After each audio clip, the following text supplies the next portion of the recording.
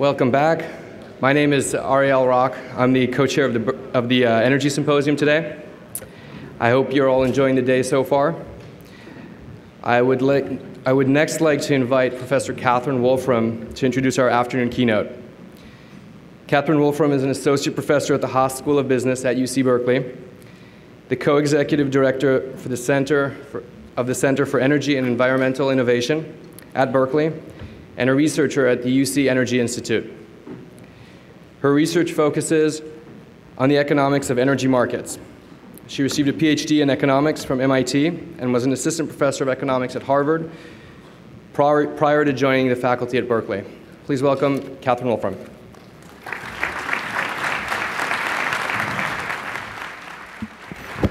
Thank you. I wanted to start by expressing my deep appreciation for the student leaders of Berkeley for putting together this conference. It represents countless hours of countless numbers of people. Many people have spent a lot of hours on the conference. So let's all give them a round of applause.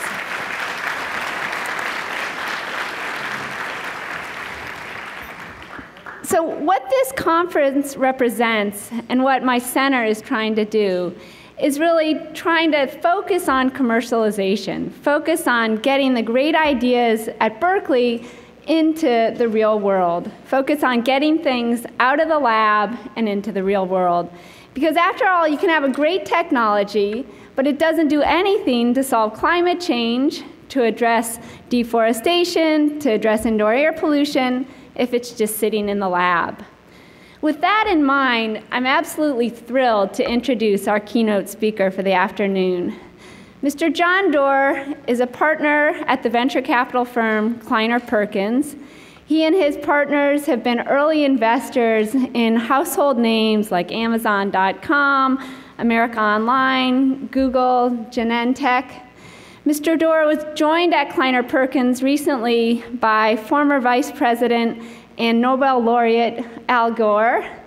And Mr. Doerr sits on the board of solar innovator Mia Soleil, of Amyris Energy, and I think is an absolutely perfect person to speak to this process by which things are brought out of the lab and into the real world. So with that in mind, I'm happy to introduce Mr. John Doerr. Thank you very much. Thank you very much. Well, thank you very much. Good afternoon. I'm real happy to be here. Thanks for the volume adjustment. I'd really like to make sure that this is your time and we cover topics that are of interest to you. So while it's not quite a classroom setting, what I'd like to do is take 5 minutes or so and go around, get questions up on this whiteboard, topics in particular that you want to be sure that we cover. And these topics can range from my uninformed view of technology innovation, to policy, to business issues, to what it's like to build a new venture. I'm even, if anyone asks, going to offer a little bit of unsolicited career advice for some of the undergrads or graduate students who want to work in the field of green. And I don't even mind offering some hot stock tips. So those are the categories up on the board. What do you want to make sure we cover in the next hour, please? If you tell me your name, that'd be very helpful. My name's Sam Saxena. Yep. Analysis lab on campus. I'm kind of curious for you to talk about what venture capitals look for in ideas at the university before you decide to invest in them. Okay, so this would be VC, what we're looking for. And my 2 PhD from Caltech partner, Wen Shea, will be driving the PowerPoint system. Another question, please. Name? My name's Harris. I'm an undergrad. A little career advice. Okay, undergrad, career advice. For Harris in particular. Yes, sir, your name? Hi, David.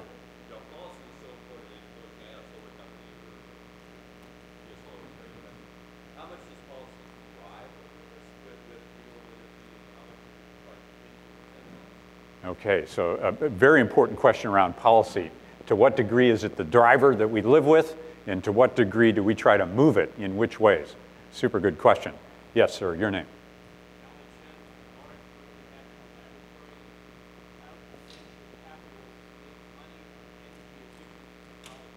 Okay, question from Lawrence Berkeley Labs. making money from efficiency, and in particular, how venture capitalists make money, which is very near and dear to my heart. Yes, sir, your name back there in question.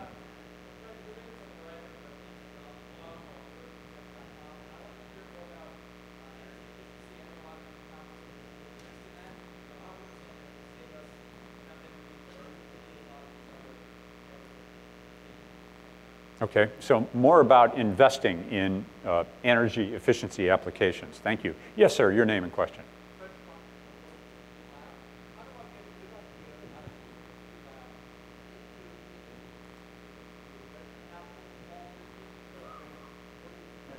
The question is, how do we get ideas out of the lab into industry, into the market, really? How about the role of venture capital? How about the role of industry? How about the role of dentists and doctors? You know, however we get it there. Question over here. Yes, ma'am. Your name.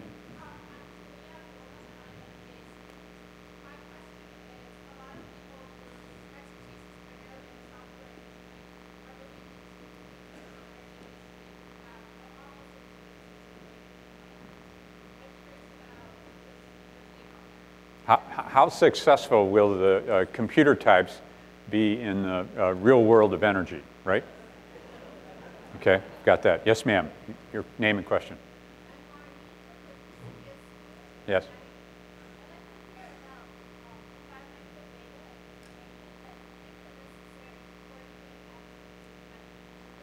Okay, the environmental data we need to get action on climate change. That's a big question. That's a good question. I'm not saying I'm going to be able to answer all these. Yes, sir.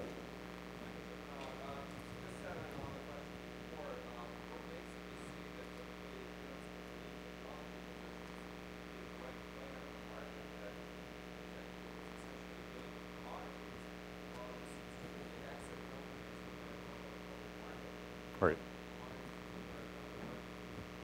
This is a very respectful way of asking, so how can a tech VC like you possibly succeed in working with energy and green technology? Actually, it's more serious than that. It says, what are the key similarities and differences, I think, between bits and bytes in the computer field and cellulosic and solar when we're trying to build great scalable companies that are in large competitive markets? Yes, sir. Name and question.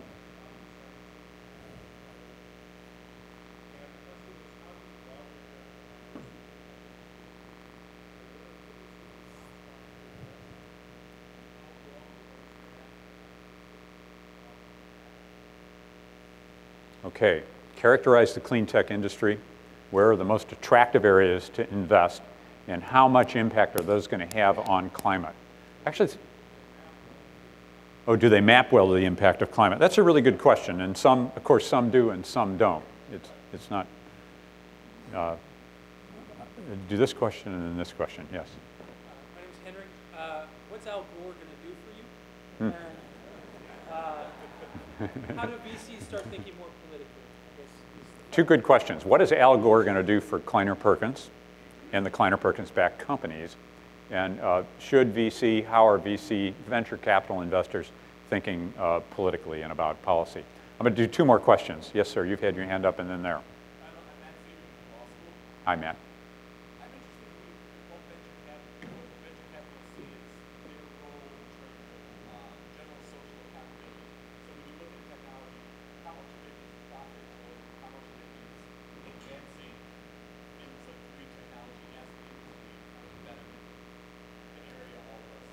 Okay, so the question for those of you who didn't hear it is, how socially accountable are venture capitalists?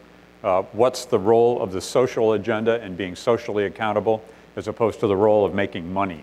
And at least, how do you, John Doerr, think about that, you and your partners? Maybe how does the industry overall? Great question. And sir, your question.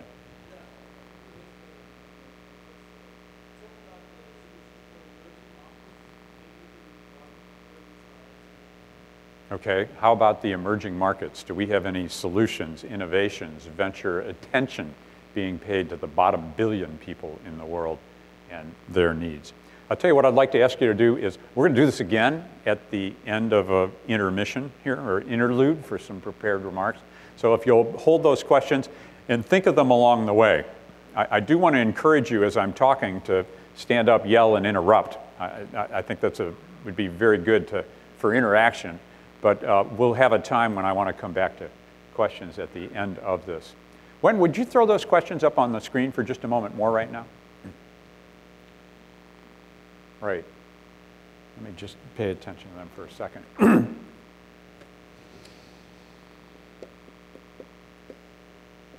A couple questions about efficiency here. A lot on venture capital, the venture process, the relationship with universities and labs, human capital. There's some on policy.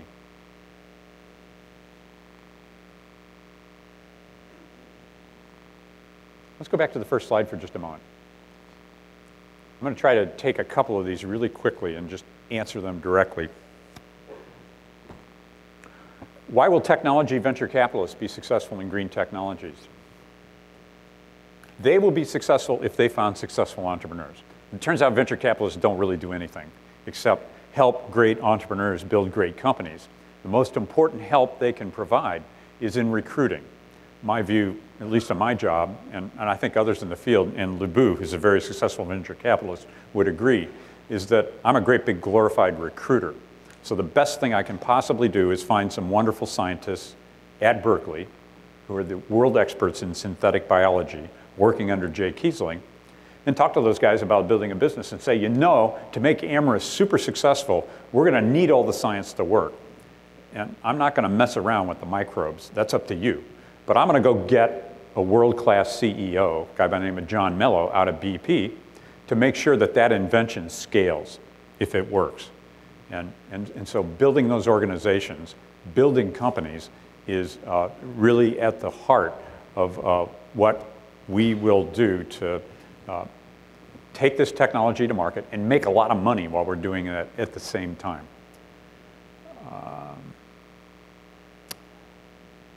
That's the same between green technologies and the internet or the life sciences. But there's some differences.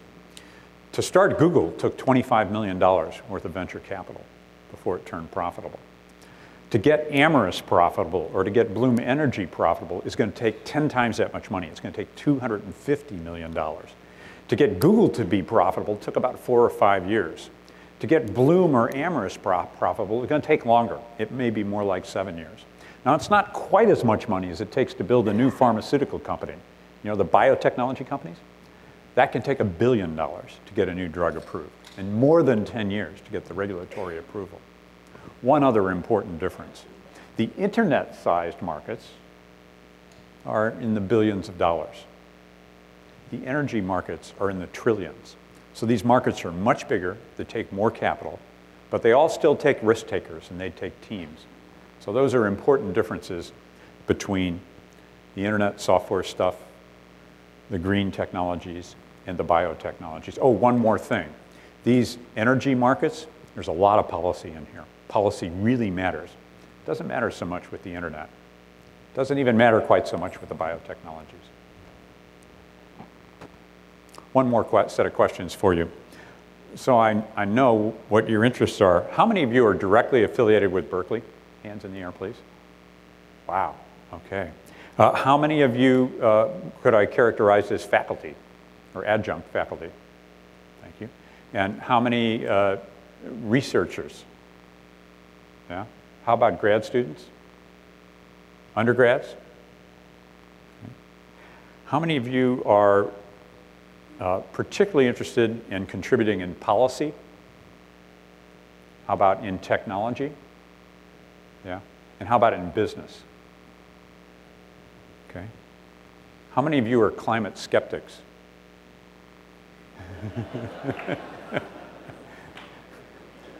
Okay, this is just for fun for me. How many of you wish Al Gore was running for president? Okay. Well, Kleiner Perkins, as I may have suggested to you, is a venture capital firm. And we're really working for US colleges and university endowments. We've worked for the UC system, for example. We get their money and we invest it in very risky plans and in unproven entrepreneurs who would never qualify for a bank loan. So these are very risky propositions. We help these entrepreneurs then go build teams, and more than teams, build and grow businesses and create jobs, actually lots of jobs. Those are some of the companies that we've backed, over 200 companies. But consider this, 400,000 new jobs, mostly in America, have been created by entrepreneurs. So this is a wonderful economic engine. And they've also built whole new industries. Genentech, which is based on research at UC San Francisco and Stanford, today created the biotechnology industry, hands down. Google, I think, clearly revolutionized the internet industry. But I got to tell you, climate change is the biggest change that we've ever tackled as a group. We've been investing in green technologies now for about 5 years. We've invested over $300 million in those ventures to date, and it's the largest effort we have underway in our partnership. We have legal experts, scientific experts, business experts, folks with no formal education to my partner Wen with 2 PhDs from Caltech. All of us are working in this field. By now, all of you have seen Al Gore's movies. I want to tell you they had a profound effect on me and on my family and my commitment to this field. It got very personal one night when we were having dinner around the table, and the conversation with friends turned to global warming. What are we going to do about this? We talked. Came to my 16-year-old daughter, Mary. Actually, no, we got to Esther first. She's 11 years old, and she had one question she wanted to ask very softly. She said, Dad, is global warming going to hit before I get out of high school? And then we went to Mary. And Mary said, you know, Dad, I'm scared and I'm angry. And I want you to know, your generation created this problem.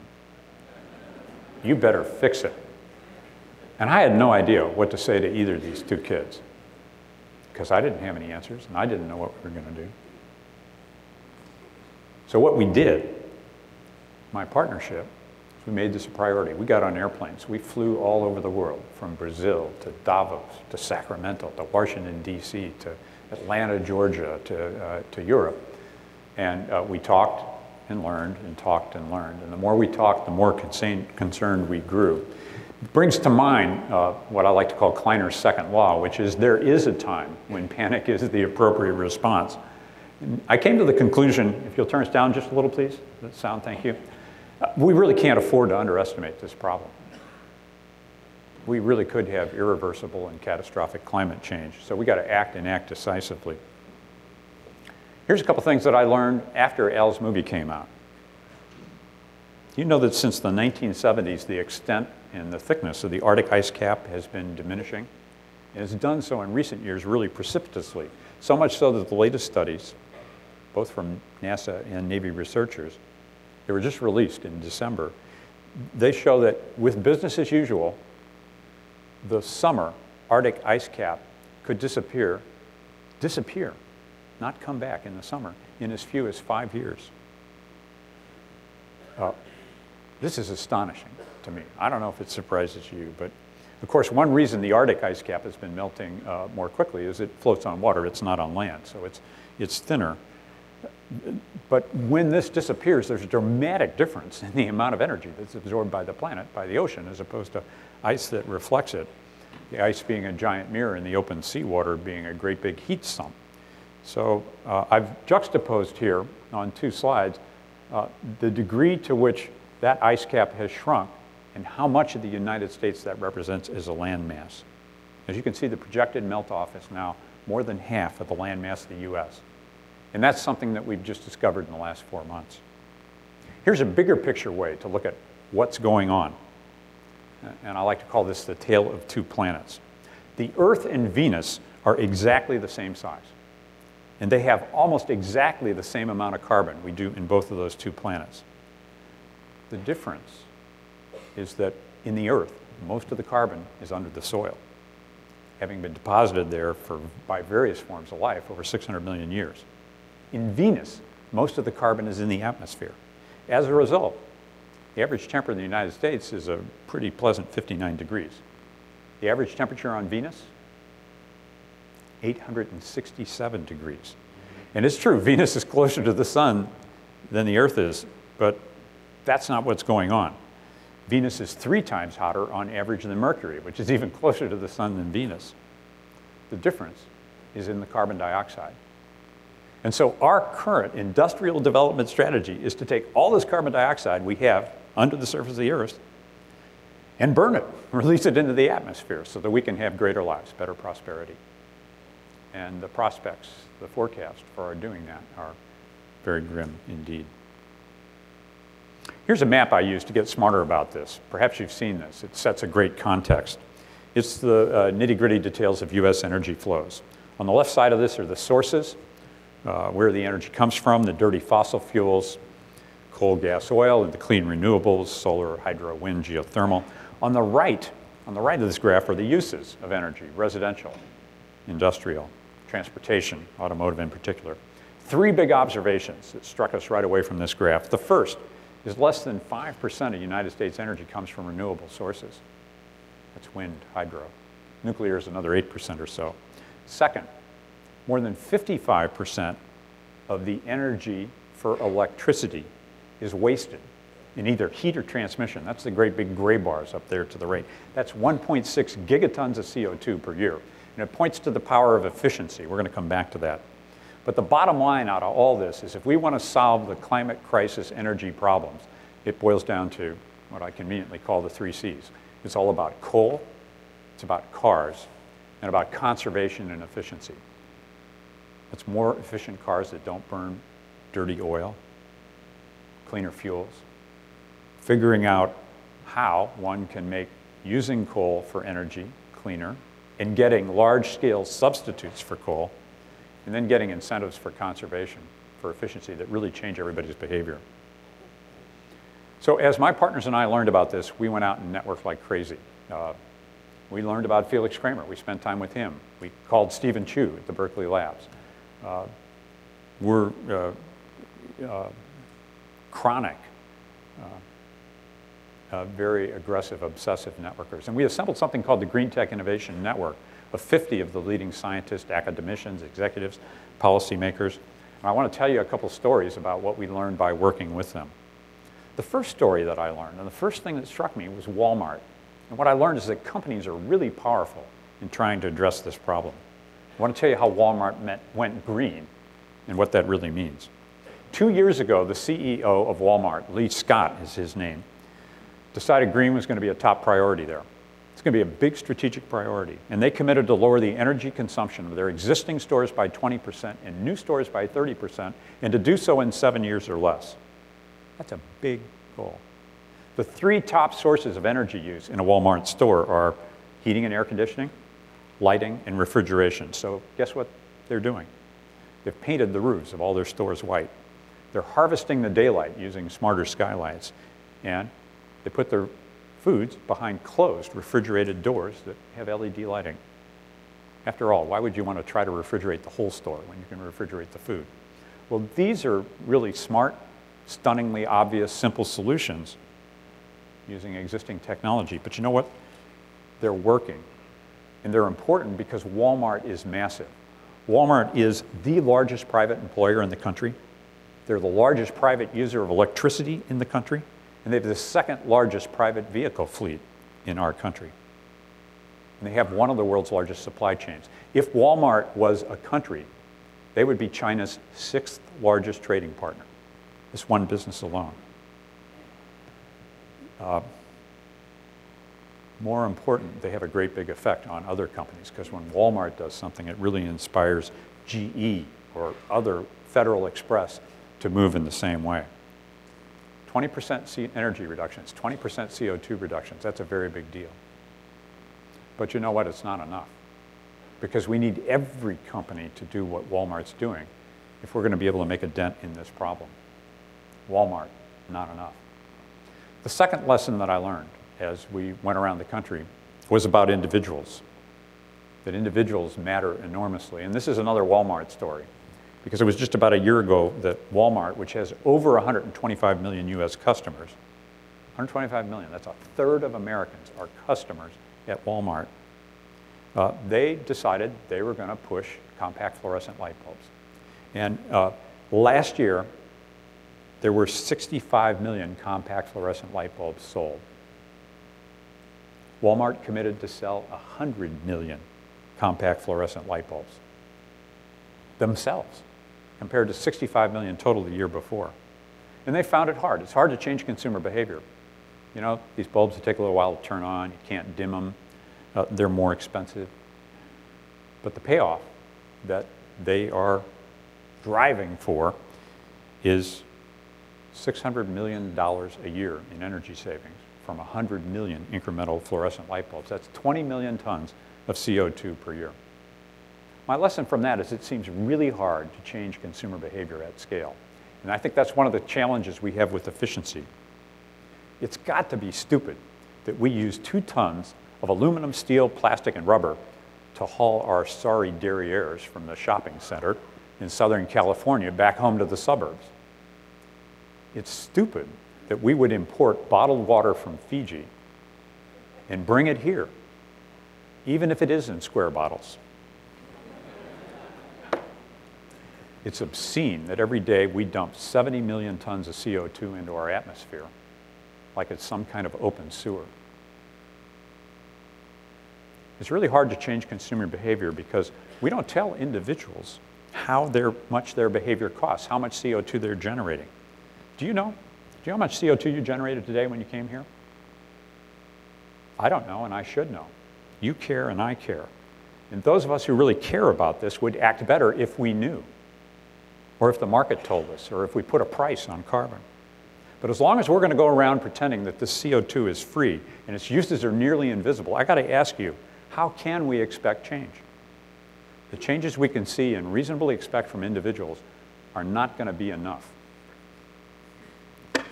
My third lesson was a big rude awakening for me. It was about policy. And for those of you interested in policy, you know this already. But I learned that policy really matters in this field. It's paramount. I'm going to tell you behind-the-scenes stories about this Green Tech Innovation Network. At the end of our first summit, we were discussing action items.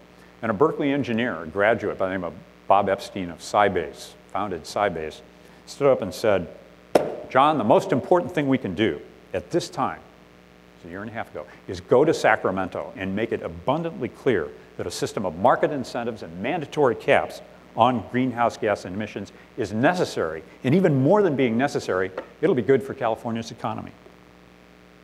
So guess what? Half dozen of us went to Sacramento last year. We lobbied 8 undecided legislators to vote in favor of AB 32. Who knows what AB 32 is? Hands in the air. Goddamn, everybody knows. All right.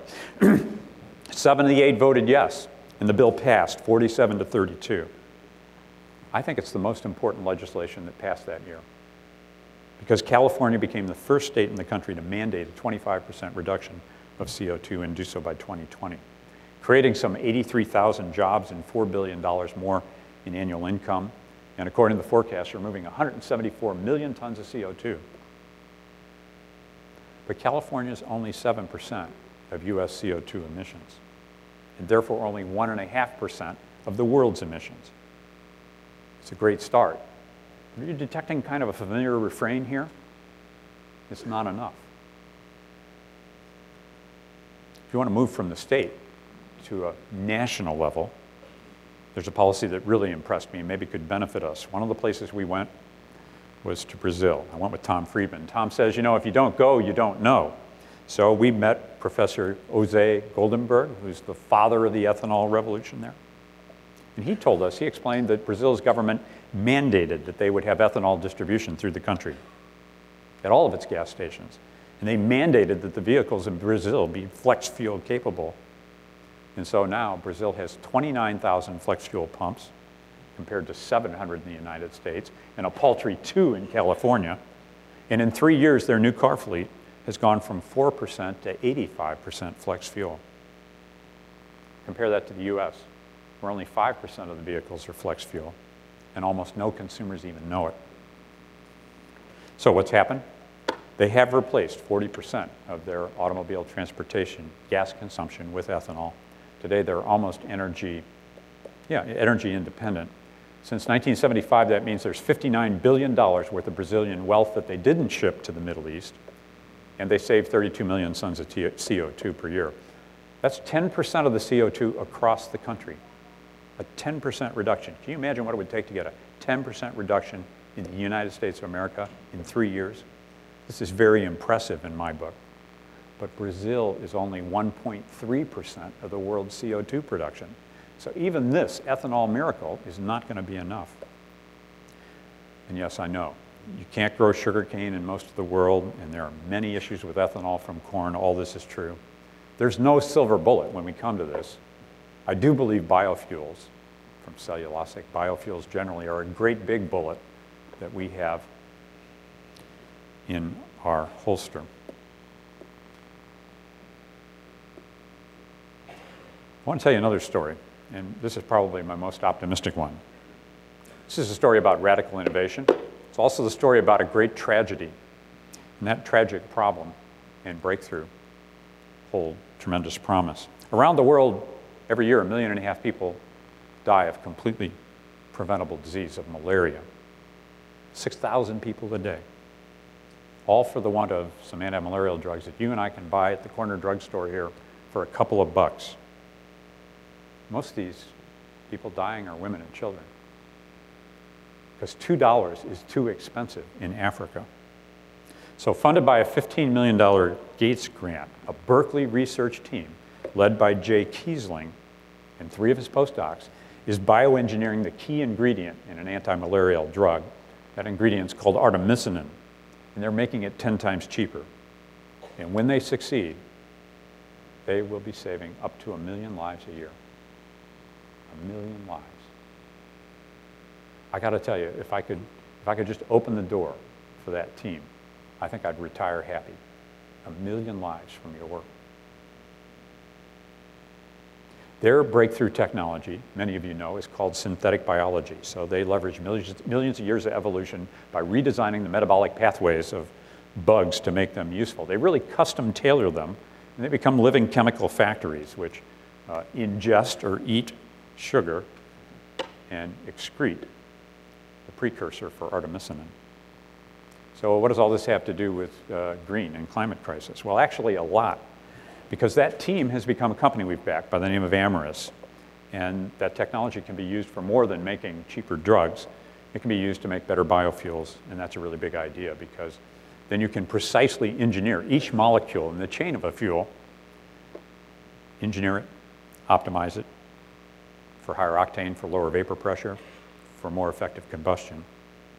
And if all goes according to plan, we're going to have designer bugs swimming around, if you will, in warm vats, eating sugar and excreting better biofuels.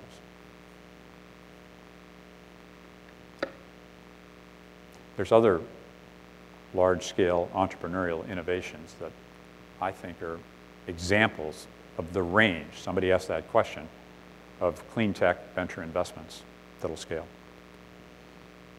One of my favorite is solar thermal technology, not to be confused with solar cells. We found a team in Australia with a working solar thermal plant. Picture these large fields of mirrors covering several square miles, reflecting and concentrating sunlight onto water pipes, heating the water to drive steam turbines, and generate hundreds or even thousands of megawatts of electricity. This company in Silicon Valley now, Austria, is producing energy at prices competitive with natural gas prices in California. Energy, electricity from natural gas prices. And they hope someday to compete with coal. They're building their first 177 megawatt plant in Central California. That's beginning to approach the scale that matters. That one plant can serve 60,000 homes. Scale, speed and scale. You'll hear from me repeatedly about speed and scale. My daughter Esther cares about speed. Are we going to solve this problem before she gets out of high school? And Mary's worried about scale, the size of the mess that we've created. But it won't just come from biofuels or more efficient electricity generation. It won't just come from improvements in cars or alternatives to coal. We've got to pay attention to the really low-hanging fruit, which is conservation. You probably haven't heard this story. It's about a company we just backed. It's the latest investment we made. They're called Recycle Bank. And they use the internet and social viral marketing and RFID tagged waste bins to reward residents for recycling. What are you talking about? Recyclers earn points and redeem them with local businesses, depending on how much they recycle. The program actually lifts recycling rates in all the communities it's been introduced to by at least 50%. Why is this important? Well, recycled materials are increasingly valuable. You know, they use significant less energy. Recycled aluminum is only 5% of the energy of virgin aluminum. And you turn what's a cost for a municipality into a profit center. When Recycle Bank gets deployed against 10 million households, they're going to save over 4 million tons of greenhouse gases and avoid $2 billion a year in landfill costs, as well as put $200 million more into the local economies. So this thing, I was blown away. It's already working today in 30 communities, and just during the week we were making our decision, they signed Chicago and Atlanta to this program. So you got a sense of this. You've got these trucks that run around, you've got the RFID tagged recycle bins. It lifts them up, it weighs them, it transmits that using GPS. On the web, I find out how much recycling I'm doing, and then a sponsor like Coca-Cola or some other community merchant gives me points, and I can see how my neighbors are doing as well. It's really hard to affect consumer change. We haven't found very many viral phenomena that are going to scale the way Google did or the way that Facebook does. And we need those solutions. We need them badly if we're going to move with the speed and scale. You know Alan Kay? He was the head of research at Xerox PARC. He's famous for saying, he said this once to me, John. He said, John, the best way to invent the future is to, the best way to predict it is to invent it. And the conversation went as follows. I said, yeah, Alan, but I'm not smart enough to invent the future. I'll tell you the second best way is to fund it. And so, and that's why we're funding a whole range of these green technology innovations. Yeah, we're continuing to work in the life sciences and in the internet. In fact, just yesterday we announced a $100 million iFund for applications around the iPhone. Green is not the only thing that's happening, but for my book, it's the most important thing that we can be spending our lives and our dollars and our careers on. So we've invested $300 million in over 30 innovative green technology companies. A snapshot of a couple of those, this is not a commercial, this is just the range of them, is Altarock, which is pioneering geo-engineered structured geothermal. The ability to drill anywhere, almost anywhere in the US and get down to hot rock and economically exploit that energy to generate electricity. Not an easy problem and an important one. SRIA has a breakthrough, SRIA in Atlanta, Georgia right now, in converting cellulose to ethanol, far lower cost than any other technology that we've seen. Bloom Energy, which I know many of you know, in Silicon Valley, after 7, 8 years, is the leading, has working, is shipping commercial solid oxide fuel cell systems that allow businesses to cleanly and efficiently, reliably generate their own electricity without burning natural gas, using a reversible electrochemical reaction. Mia Soleil, it's a company that some has been written about. They've gone quiet for a while. I'm really thrilled that just in the last few weeks, their second generation solar technology is working. It's very, very exciting to me. And I shouldn't say much more about that, except that they can make solar cells at about half the cost of bulk silicon cells, and importantly, with just 1/10 the capital equipment required. So this can really scale when bulk crystalline silicon is hard to get. And we invested in what I believe is going to be the first plug-in hybrid electric vehicle, inspired by my friend Felix Kramer, Fisker Automotive. They will have this production vehicle in the center here in 2009. Now, it's a luxury hybrid, but they're going to go down market and do so rapidly. I've been talking a lot about this field publicly, and it's not so I can give my competitors some kind of advantage in investing. It's rather because I deeply believe, to the question of the social responsibility, we need a lot more investment here. The Bay Area has been a leader. It's been pretty successful in getting others to invest. The Clean Tech Venture Network says that the venture dollars in green technologies were $3 billion in 2006, that they doubled last year, and that the clean tech investments on the West Coast totaled almost $1.6 billion. So from startups to what I call speed-ups, from the public companies to the universities, the Bay Area is emerging as a great big green innovation center. You know, the two best examples of academic leadership are this EBI program with BP's $500 million grant to the UC system. And then the second is the JBEI, the DOE, $125 million grant to Lawrence Berkeley Labs and UC. Both of these are really landmark achievements, and they're both right here. Berkeley's becoming ground zero for green innovation in the Bay Area, and I dare say even the world. Stanford has their grant. I consider it exciting and really fortunate that we can all be here at this point in time, at this moment, and at this place. Do you know there's now more than 70 solar cell startups in Silicon Valley out of 120 nationwide? If just a fraction of those succeed, with the market as large as it's being, we may one day refer to Silicon Valley as Solar Valley because of the size of the markets and the importance of the technology.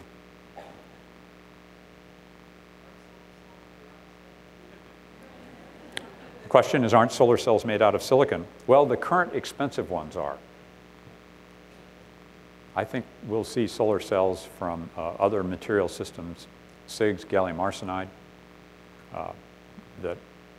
for which silicon is not even present. Question, sir?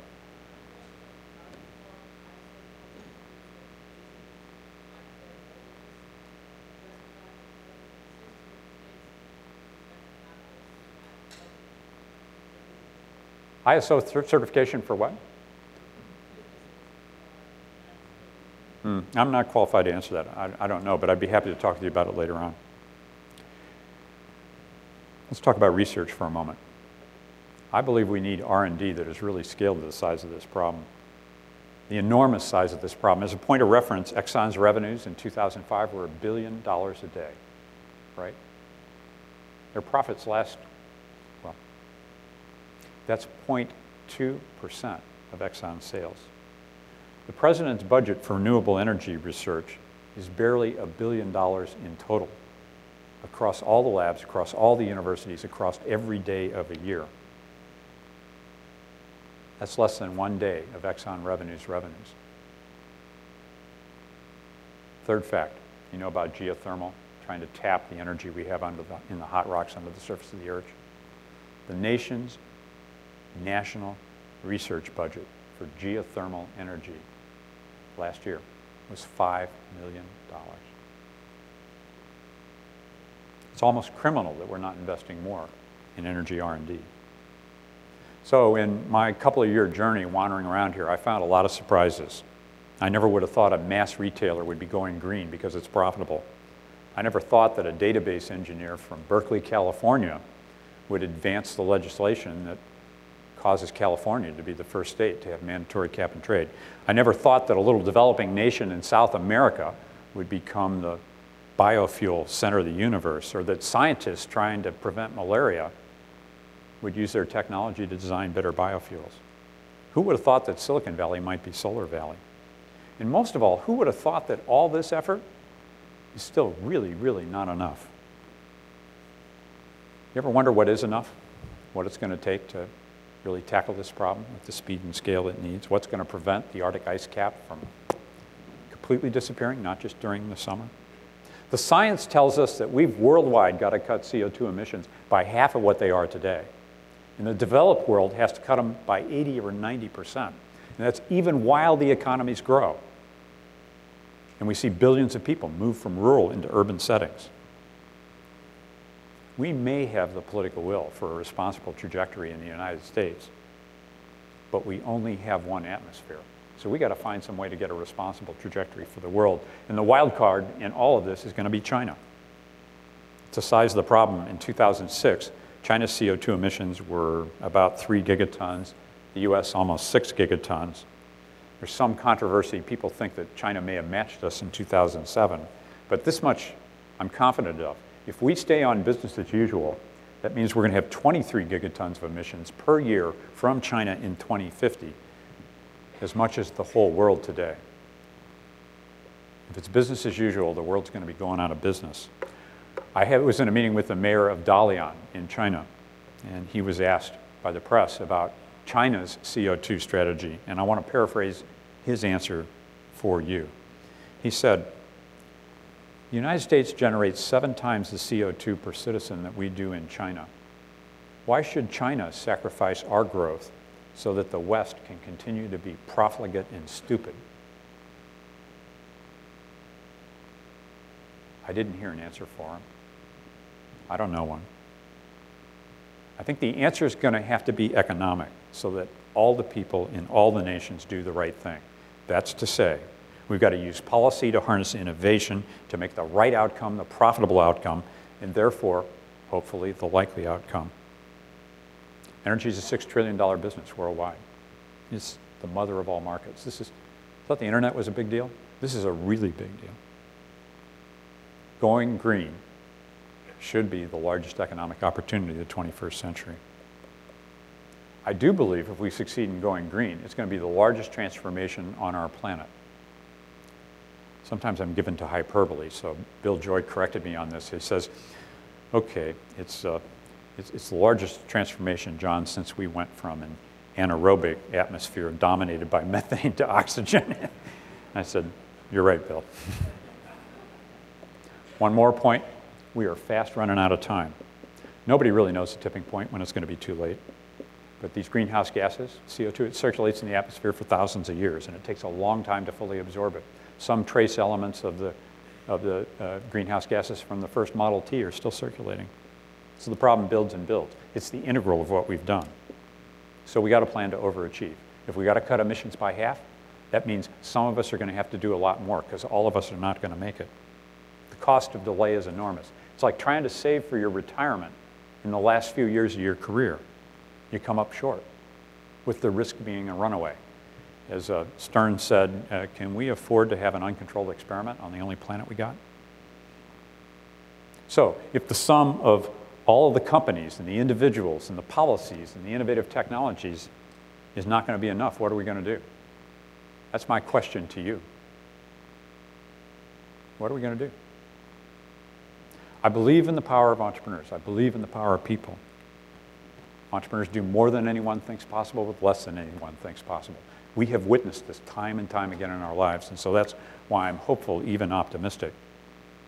You, the people here at Berkeley, are the best and the brightest. You really can be the tipping point. You should be for one or more of these solutions in innovation or in policy or in business. Everybody here I know cares about great change. I don't think you'd be here otherwise. You certainly wouldn't be hanging around to hear from me at lunch if you didn't really care about this problem. So what's the call to action? I've heard people say we need we need an Apollo mission or a Manhattan Project. And I'm tempted to say no, but in fact we need both of those and much, much more. You know, those were merely multi-billion-dollar efforts in single agencies of one nation on the planet. And while they were spectacularly successful, they failed miserably to convey the scale and speed with which we must move on the challenge, which is simply to reindustrialize every city, every nation on the planet, and the way we live, work, and play. We're going to have to do more than change the light bulbs. We've got to change the laws. And so I've got my favorite 3 big policies that this country ought to move on right here, right now. I'm interested in a conversation with you about yours. I believe the first and most important for the United States is to put a cap and price on carbon. That's the #1 overarching policy. We've really got to account for the true costs of these greenhouse gases. And I'm in favor of both a market-based system, cap and trade system, to reduce those as efficiently as possible. We saw it work with acid rain. It'll get certainty and clarity for businesses who expect this is coming. They see it in other parts of the world. And further, I think we should also significantly reduce and replace employment and payroll taxes with a carbon tax on dirty electricity and dirty fuels.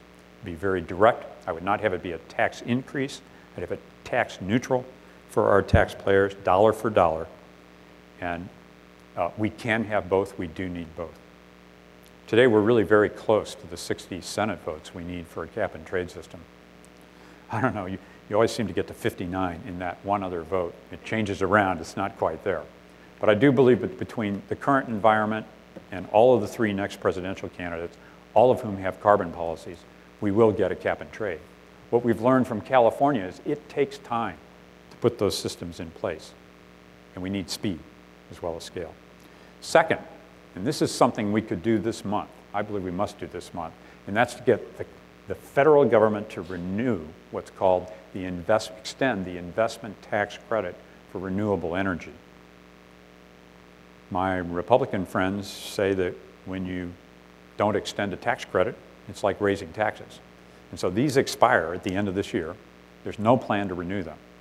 So this is another one of these brilliant national strategies. Tell you what, let's just raise the taxes on renewable energy in the country. It might happen. Our two senators don't want it to happen, but the leaders in the country don't have the message, or maybe I don't understand. The on-again, off-again nature of these kinds of federal incentives means we just may as well not have them. Because if you're an investor like me and you can't plan on making these investments, can't count on them, what good are they?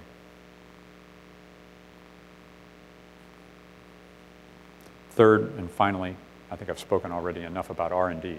We need Congress to really increase the amount of R&D we have in our labs and in our universities. To close, we have a crisis. And the word crisis comes from the Greek root to choose. So this is an opportunity for us to make a choice, not between Republicans and Democrats or red and blue, but really fundamentally between green and brown.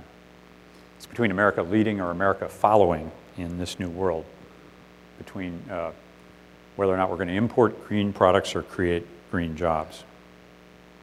I do believe that our policies, our innovations, and American entrepreneurs can make all the difference, so I can't wait to see what you do, what they do as we tackle this problem.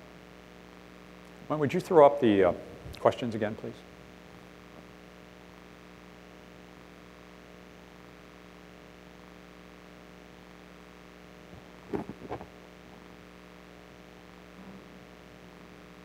Out of universities, venture capitalists are looking for breakthrough technologies. That's one, as well as terrific talent that wants to join these companies. And I'd say if you have an interest in working in these fields, I would love to be in touch with you. You could send your resume to me at jdoerr, J-D-O-E-R-R, at kpcb.com. We would love to connect you with an opportunity should we have one. For the undergraduates, your career advice, I'd like to encourage you to be a tuple. Try to be expert in a couple of fields that will apply to green. It could be business and biology. It could be the law and systems engineering. It could be biology and physics. But I think the future is going to be owned by the people who are multidisciplinary. And I think the future, there's a great future, a great opportunity in green. My second advice to you is get outside your comfort zone. Push that envelope.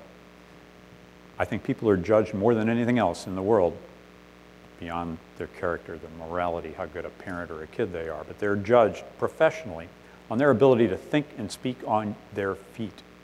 Think and speak on your feet, whether it's a debate in a city hall meeting, whether you're trying to move a team to do something. Ideas are easy. It's execution that's everything, and it takes teams to win. And if you're going to move a team forward, you really need to be able to communicate to that team. I like to say, always, always network. Hang on to the business cards you get from people. Stay in touch with your network. Seek a mentor.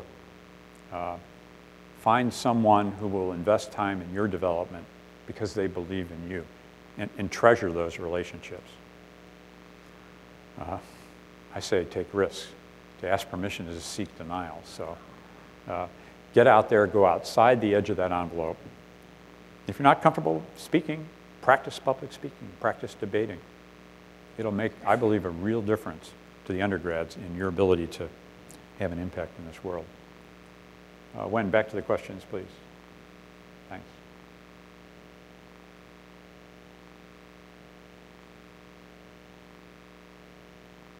I didn't directly address energy efficiency. I won't have time to do that here. To get an idea out of the university lab and in the industry and market, you need a champion, you need an entrepreneur, in addition to the idea. Sometimes those are the same people. Usually you need some money.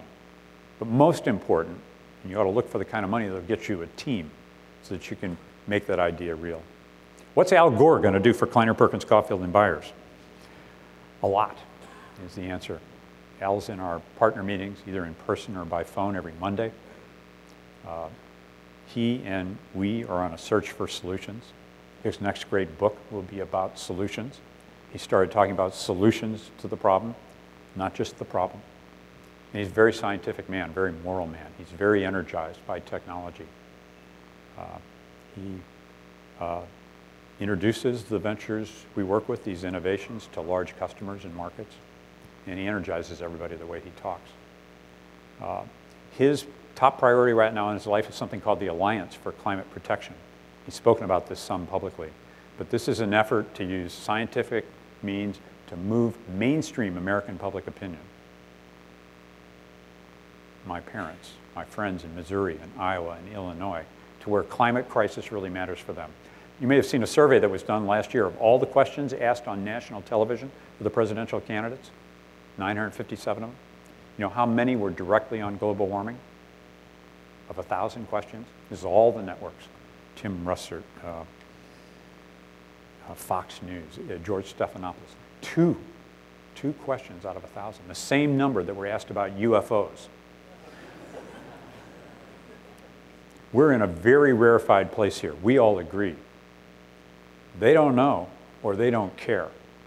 And so for my book, while all the presidential candidates have a platform right now in the climate crisis, honestly, none of them are minimally acceptable. These are smart political leaders. They're just not going to get way ahead of where the American voters ought to go. They'll get a little ahead of them. So I think the most important political thing we can do, each of you can do in your own way, is move mainstream public opinion. $100 million a year starting next month. Not just television commercials, grassroots, Boy Scouts, Girls Clubs, 4-H clubs, the NRA, all the people who care and want to be custodians for the earth we leave. That's what Al Gore is doing. Let's take 3 or 4 more questions right now from the audience. Yes, sir.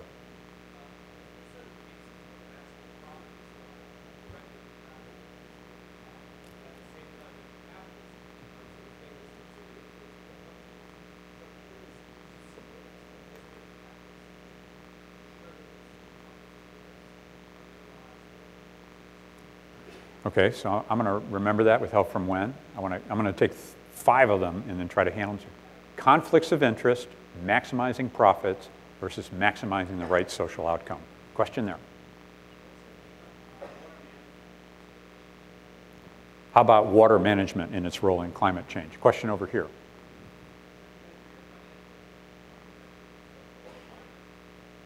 I'm sure you measure your financial returns. How about your social and environmental returns?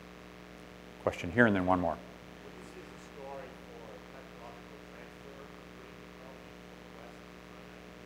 And how about getting technologies transferred from the West to China? India, I think you said, in Africa? Wow, that covers a lot of the world. Okay, last question here.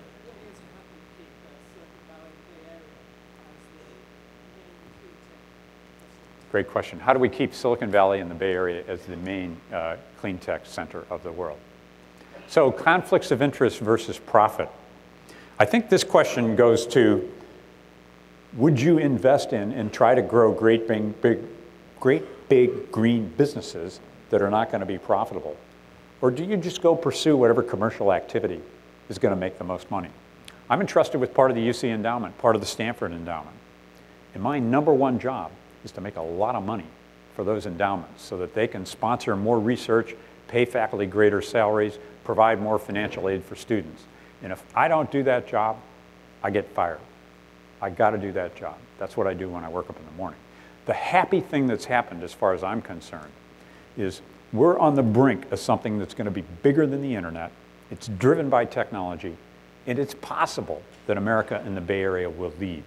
So in the choices that my partners and I make about where we spend our time, who we talk to, which entrepreneurs we try to recruit, we can pick businesses which we hope will be very profitable. If they're not profitable, they're not going to grow and be sustained. And that also will use innovation to have a big impact on this climate crisis. Is it the most important thing we could do for the climate crisis? Probably not. Probably Al Gore is doing the most important thing. If he can take $300 million and scientifically move the opinions of a couple 100 million Americans, I guarantee you everybody in Congress is going to be voting the right ways on these issues. And if we don't do that, there's almost no amount of lobbying you can do to change their points of view. These political leaders, I think, are really smart. But that's not anything I'm good at. I'm good at trying to help entrepreneurs build great big businesses. So I think we each have our role and our Rolodex, and we should use those to address this problem. How do we measure those returns? Well, of course, we measure the financial returns on the investment, but then we look at every technology we invest in. We say, what are going to be the greenhouse gas reductions from a solid oxide fuel cell system as it scales? And also, how long will it take to get there? And that leads me to the conclusion that solar thermal is the largest, most rapid, renewable technology that we can deploy. But it doesn't have the same scale as does renewable energy. We've backed another company that does PC power management. And it's amazing. Most businesses you go in, the PCs are on all night long. We can take 1 million cars off the road just by sprinkling a little software on the servers that'll turn those machines off when they're not being used. And that's a very good business. It saves money, it cleans up the environment. How about transferring technology to Chindia? Honestly, we don't have any experience doing that. To get stuff in Chindia, it's going to have to be cheap. It's got to be cheaper than the alternative. There's no amount of evangelism from John Doerr that's going to cause the leaders of a country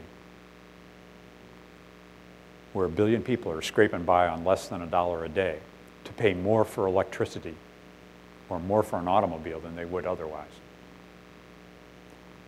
My theory of this case is the United States has to lead before Chindia is going to follow. And as long as, from a policy point of view, we're the wealthiest nation in the world and we're hanging out there saying, no, we're not going to sacrifice any American growth to have cap and trade or carbon tax, we're not going to get the world to go with us. I think we'll move there. But what's more exciting to me is I think as these technologies are first deployed here in the US, that China will embrace them, India will embrace them. So I'm pretty optimistic. And it's clear to me what we got to do. We got to get these developed. There's global markets, deploy them in the US quickly. I want to add quickly and certainly that there is a lot of great technology in Europe. We invested in 3 different companies in Germany, it being a green center and having a lot of well-educated people. I'll tell you, I don't want this conversation to go much longer. I'd close on this last and very good question here. How do we keep the Bay Area a center of the green tech world? You have the attention of the venture capital community. I think the fundamental thing we need is more R&D dollars. Our universities and labs are dying for the lack of these.